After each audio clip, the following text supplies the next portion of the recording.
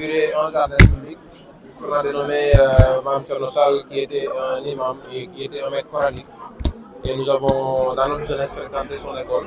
Et aujourd'hui, donc, comme en accord avec les gens de notre génération, nous avons jugé qu'il méritait de porter le nom de ce jardin, qui est un espace, qui est un lieu public d'épanouissement pour les jeunes, parce que nous, dans notre temps en bas, on n'a pas eu la chance de jouer de ce type de jardin. Et moi, je pense que c'est montrer l'exemple à toute la population du Sénégal qu'il ne faut pas attendre tout de l'État, qu'il ne faut pas attendre tout des collectivités.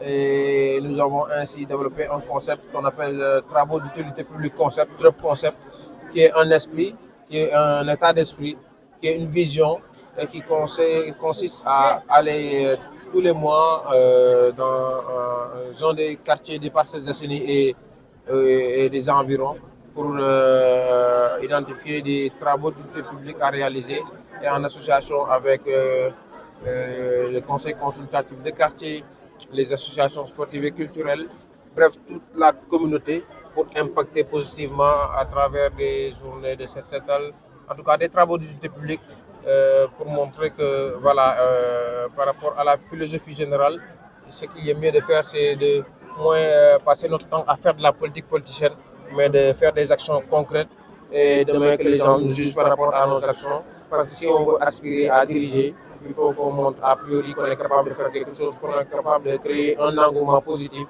par rapport à un impact positif, bien sûr.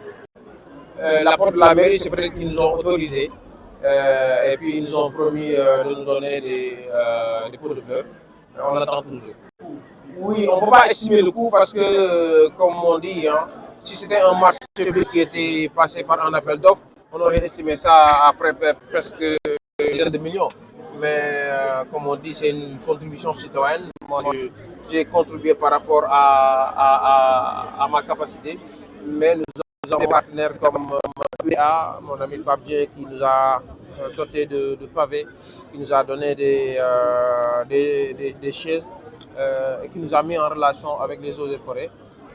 Les jeunes du quartier se sont cotisés aussi.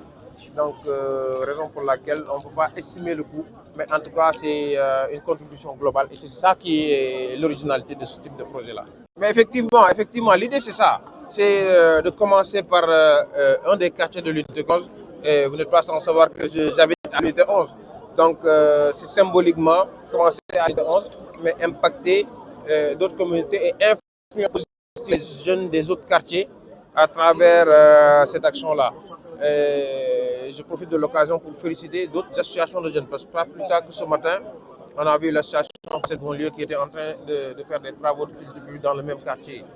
Il y a un mois, j'ai été voir une association qui habite à Unité 9, dont j'ai oublié le nom, qui était en train de faire ces types d'activités-là. Il n'y a pas moins de 2 semaines, il y a une association que j'étais allé visiter aussi qui est basée à l'unité 21. Et je pense qu'il y a une dynamique citoyenne qui est en train de naître. Et je pense qu'il faut un peu insister.